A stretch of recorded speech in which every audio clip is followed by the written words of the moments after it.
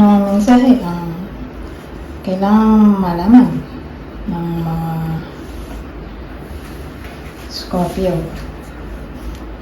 Sa period na to, pwedeng nangyayari na itong magiging reading o mangyayari pa lang. Kung hindi man para sa inyo, itong magiging reading, edi baka para sa someone na malapit sa inyo o sa someone na kakilala na mismo.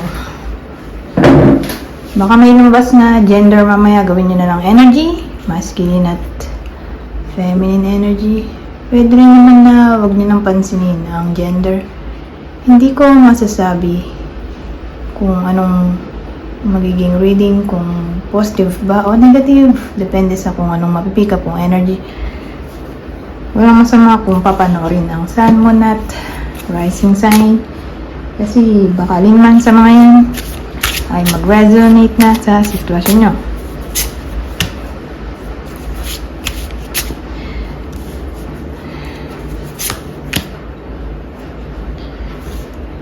So for some reason, merong mga bumabagabag sa isip ng iba sa inyo. Okay? Nagwo-worry, nagre-regret, naging-guilty. Ewan ko kung ano kinatatakutan ng iba sa inyo. Or sabihin natin may depression ng iba sa inyo, anxiety. So kung ganun man ang sitwasyon, magiging masayang dito, ang cute ng mga aso. Kahit yung dasan, pati yung aso, nakangiti, ang cute.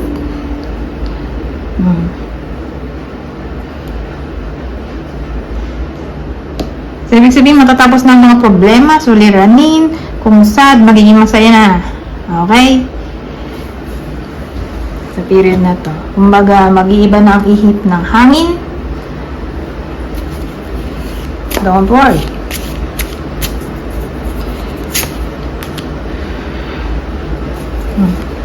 Bago kasi itong card na to, bagong bili ko, ang cute to. Ngayon ko lang nakikita yung mga picture. Death card, 6 of Cups. So malaki ang chance ng reconnection kasi may death tayo. So more like may something na nag-end, probably connection sa past. Kung baga may chance ng reconnection dito. Okay? So, sino kaya yung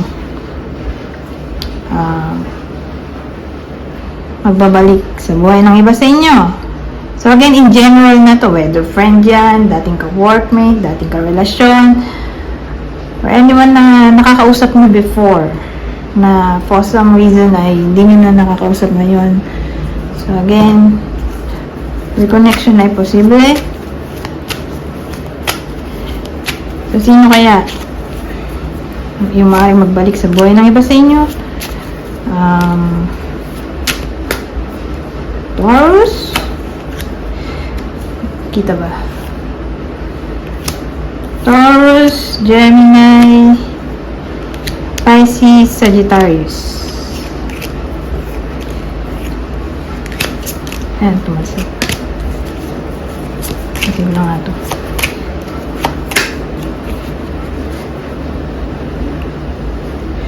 Or specifically,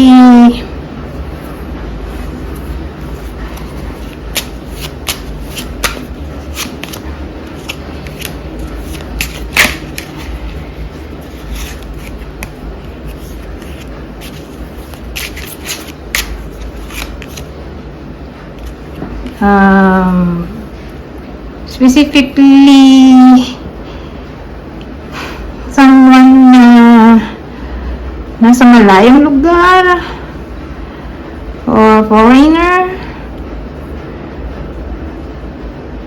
or dating kachat, pwede rin, pero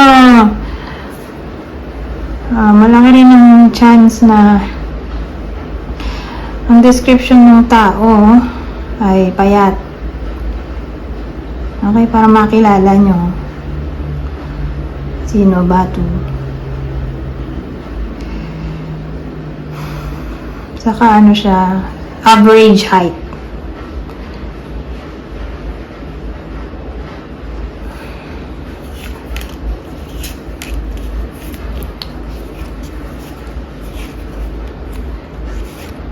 Olive.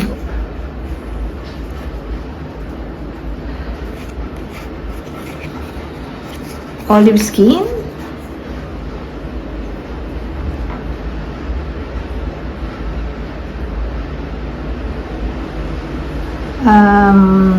Weathering moreno. So, yun yung kulay. Anyways.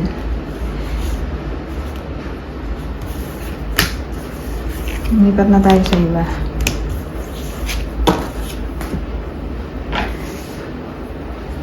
Kasi hindi tayo pwede magtagal ngayon. Marami akong gagawin.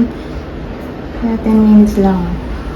Approximately 10 minutes lang ang video natin. Hindi katulad dati na maabot ng halos 30 minutes.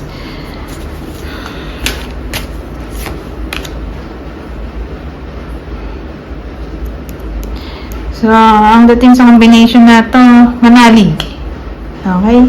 Na matutulungan din ng iba sa inyo in the divine timing. O, sa tamang panahon. Magtiwala na darating din itong milagro na hinihiling ng iba sa inyo.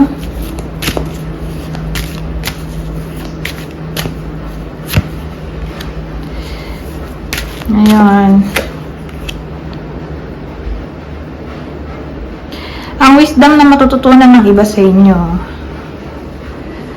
ay pag-move on or pag-let go or pag-end ng connection or attachment sa something or someone na destructive or toxic. Yan yung wisdom ba na matututunan ng iba sa inyo at mag-go with the flow na lang. Mag-move forward, ganyan.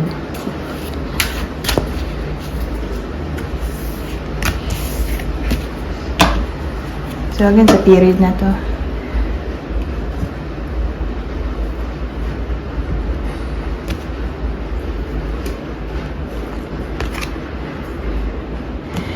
Teka, hindi nakuha to eh.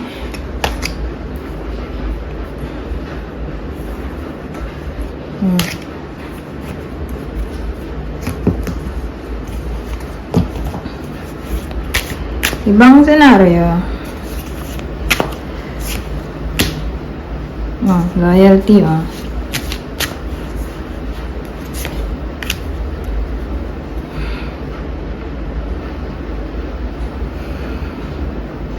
So, ang dating sa akin, magiging committed o devoted ang iba sa inyo sa kanilang creativity or passion sa period na to. Nandun lahat yung attention nila or ng iba sa inyo sa kung saan man kayo interesado or passionate na gawin or hobby.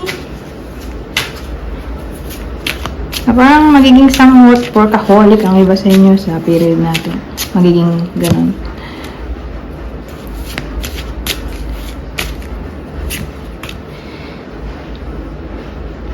So, sa part naman na to, asahan natin ang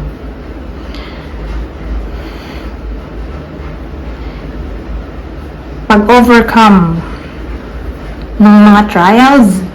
So, dahil may chance na mag-overcome nyo ang mga trials na kinakaharap na or kakaharapin pa lang, ayan, magiging masaya kayo.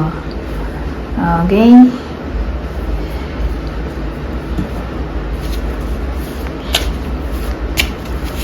Magse-celebrate dahil finally natapos na ang mga suliranin o nalampasan na ang mga pagsubok.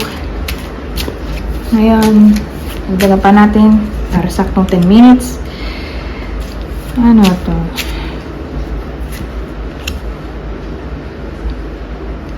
Depth. Very. So, ang dating dito,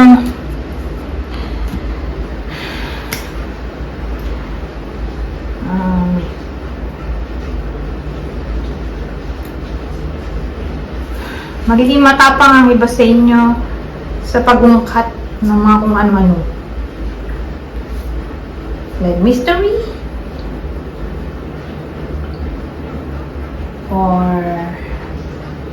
sabihin natin kung di man all about research to. ay all about emotion. Na para bang magiging matapang ang iba sa inyo na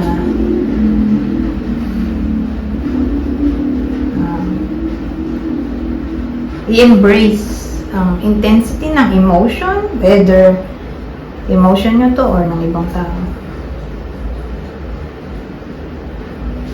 So, yun ang dating.